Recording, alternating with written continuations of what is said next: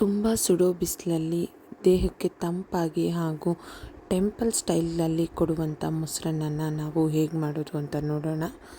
ಮೊದಲಿಗೆ ನಾನಿಲ್ಲಿ ಒಂದು ಬಾಣಲಿನ ಇಟ್ಕೊಂಡಿದ್ದೀನಿ. ಬಾಣಲಿಲಿ ಬಿಸಿ ಆದಮೇಲೆ ಎಣ್ಣೆ ಹಾಕ್ಕೊಂಡು ನಂತರ ಇದಕ್ಕೆ ಸಾಸಿವೆ, ಜೀರಿಗೆ, ನಂತರ ಇದಕ್ಕೆ ಗೋಡಂಬಿ ಹಾಗೆ ಸ್ವಲ್ಪ ಒಣಮೆಣ್ಸಿನ್ಕಾಯಿನ ಹಾಕ್ಕೊಂಡು ಫ್ರೈ ಮಾಡ್ಕೊತಿದ್ದೀನಿ. ಇದೆಲ್ಲ ಚೆನ್ನಾಗಿ ಸ್ವಲ್ಪ ರೋಸ್ಟ್ ಆಗಬೇಕು.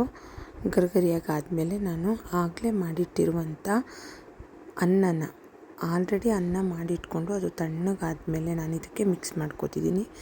ನಂತರ ನಾನು ಇದಕ್ಕೆ ಗಟ್ಟಿ ಮೊಸರನ್ನ ಸೇರಿಸ್ಕೊತಿದ್ದೀನಿ. ಇವಾಗ ಇವನ್ನೆಲ್ಲ ಚೆನ್ನಾಗಿ ಒಂದು ಸಲ ನಾವು ಇದನ್ನು ಮಿಕ್ಸ್ ಮಾಡ್ಕೋಬೇಕು. ನಾನು ಇದಕ್ಕೆ ಸ್ವಲ್ಪ ನೀರು ಕೂಡ ಹಾಕ್ಕೋಬೋದು. ತುಂಬ ಗಟ್ಟಿ ಬೇಡ ಅಂದರೆ ಸ್ವಲ್ಪ ಇದಕ್ಕೆ ನೀರು ಕೂಡ ಆ್ಯಡ್ ಮಾಡ್ಬೋದು. ಇಲ್ಲಿ ನನಗೆ ಮೊಸರು ಕನ್ಸಿಸ್ಟೆನ್ಸಿ ಕರೆಕ್ಟಾಗಿದೆ, ಹಾಗಾಗಿ ನಾನು ಹಾಗೆ ಹಾಕ್ಕೊಂಡಿದ್ದೀನಿ. ಇವಾಗ ಇದಕ್ಕೆ ರುಚಿಗೆ ತಕ್ಕಷ್ಟು ಉಪ್ಪನ್ನು ಹಾಕ್ಕೊತಿದ್ದೀನಿ.